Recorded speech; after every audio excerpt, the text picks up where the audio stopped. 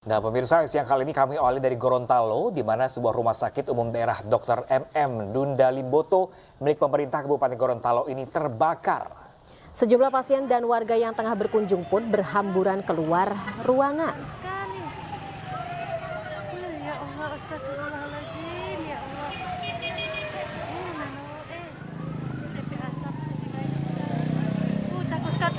Ya, Rumah Sakit Umum Dr. MM Dunda Limboto di Kabupaten Gorontalo mengalami kebakaran hebat. Kebakaran diketahui terjadi sekitar pukul 9 waktu Indonesia Tengah.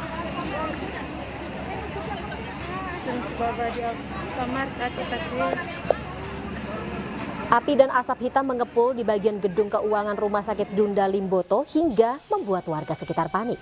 Sejumlah pasien yang sedang menjalani rawat inap pun bergegas keluar ruangan.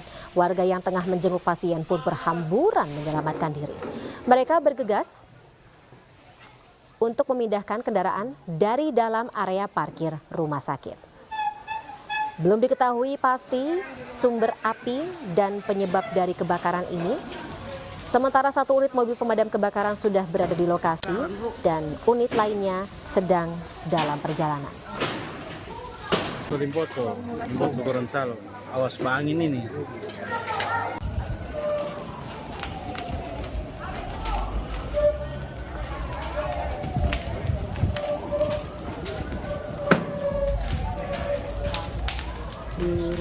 rumah sakit, ya Allah. Pemirsa, akibat saling klaim kepemilikan tanah di Kabupaten Bogor, Jawa Barat, keluarga ahli waris dan pekerja developer perumahan hampir baku hantam. Keluarga ahli waris sempat mengadang dan mencoba mengambil alih alat berat yang sedang beroperasi.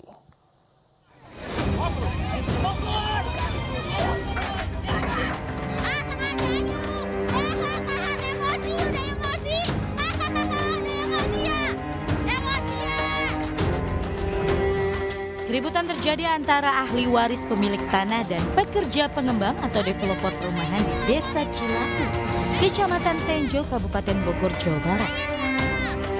Kedua pihak nyaris baku hantam saat keluarga ahli waris berusaha mengadang alat berat yang sedang beroperasi. Keributan mereda setelah sejumlah pekerja menghentikan aktivitas demi menghindari bentrokan. Cekcok terjadi setelah kedua pihak saling klaim surat kepemilikan tanah dari pihak desa. Salah satu ahli waris mengaku tidak pernah menjual tanah warisan dari orang tuanya.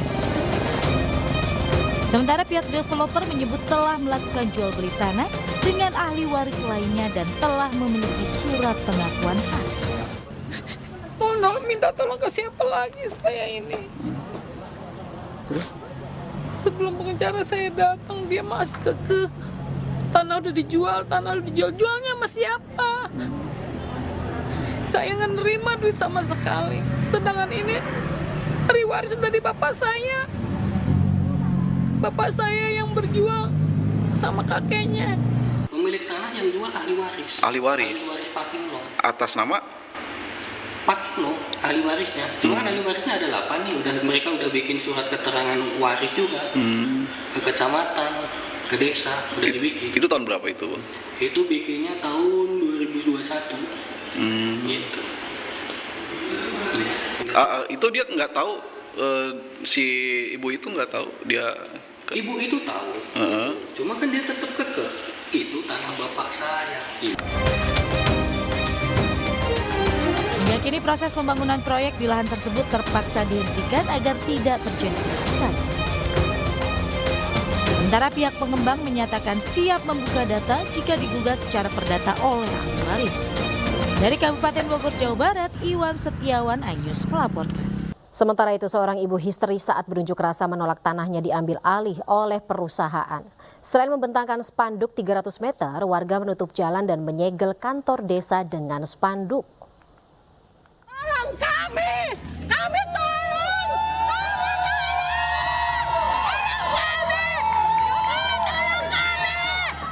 Seorang ibu histeris saat berunjuk rasa di depan kantor Desa Gunung Putri, Kabupaten Bogor, Jawa Barat, Minggu siang.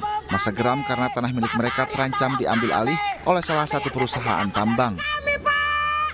Bebaskan tanah kami, Pak! Anak-anak kami mau digali mana, Pak? Mereka menolak dengan membentangkan spanduk sepanjang 300 meter dengan berbagai tuntutan, salah satunya meminta Menteri ATR BPN Agus Harimurti Yudhoyono untuk turun tangan. Menurut warga, sengketa lahan antara warga dengan perusahaan tambang terjadi selama hampir 40 tahun.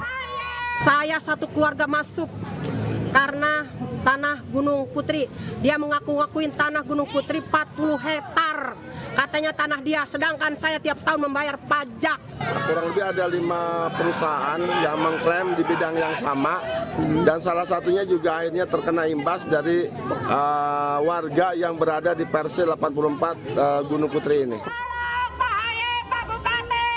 Melalui aksi ini warga berharap pemerintah bisa segera turun tangan untuk menyelamatkan mereka dari dugaan praktik mafia tanah yang dapat merugikan masyarakat. Sementara itu, ledakan keras yang diduga dari petasan menggemparkan warga Wijirejo, Pandak, Bantul, Yogyakarta. Ledakan ini merusak rumah warga dan juga melukai 4 orang.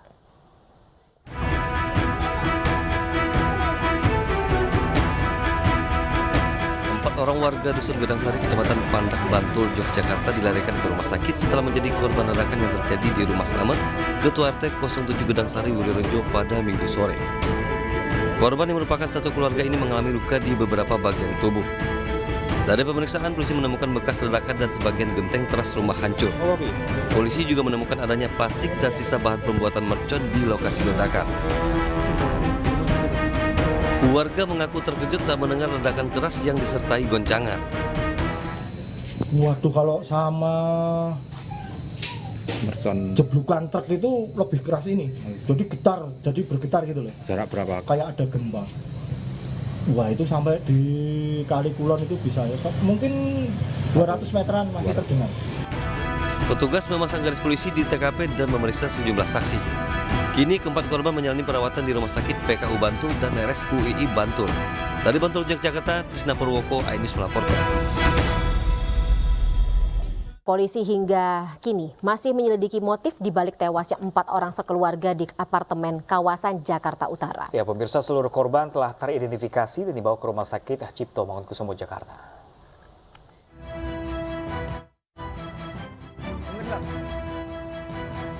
Polisi masih menyelidiki misteri tewasnya 4 orang sekeluarga di apartemen Jakarta Utara. Di lokasi kejadian, garis polisi masih terpasang untuk kepentingan penyelidikan. Dari hasil penyelidikan sementara, polisi telah mengidentifikasi 4 korban yang merupakan satu keluarga, yakni EA sebagai suami dari korban AEL, JL diduga anak perempuan korban, dan JWA diduga anak lelaki korban. Sementara itu, Kapolsek Penjaringan Jakarta Utara, Kompol Adi Wijaya mengatakan dari rekaman CCTV di dalam lift, EA yang merupakan ayah sempat mencium kening keluarganya dan mengumpulkan semua handphone keluarga. Identifikasi awal di lokasi kejadian, polisi mendapatkan tangan ayah terikat dengan anak laki-lakinya, sedangkan ibunya terikat dengan anak perempuannya.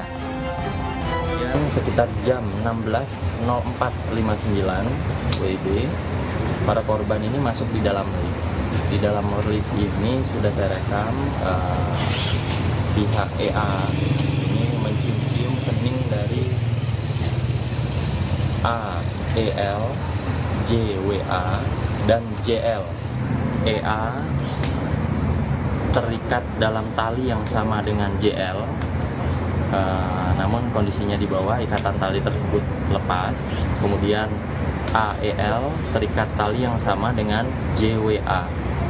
Pada saat di bawah, ikatan tali tersebut masih mengikat pada kedua tangan mereka.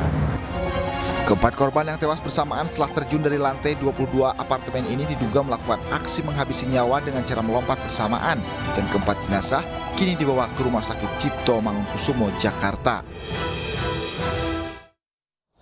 Dan pemirsa, untuk mengetahui informasi lebih lanjut, kita terhubung dengan rekan kami Ayu Pratiwi langsung dari Polsek Metro Penjaringan, Jakarta Utara. Ayu, selamat siang. Bagaimana perkembangan dari kasus ini? Apa saja hasil dari investigasi polisi sejauh ini?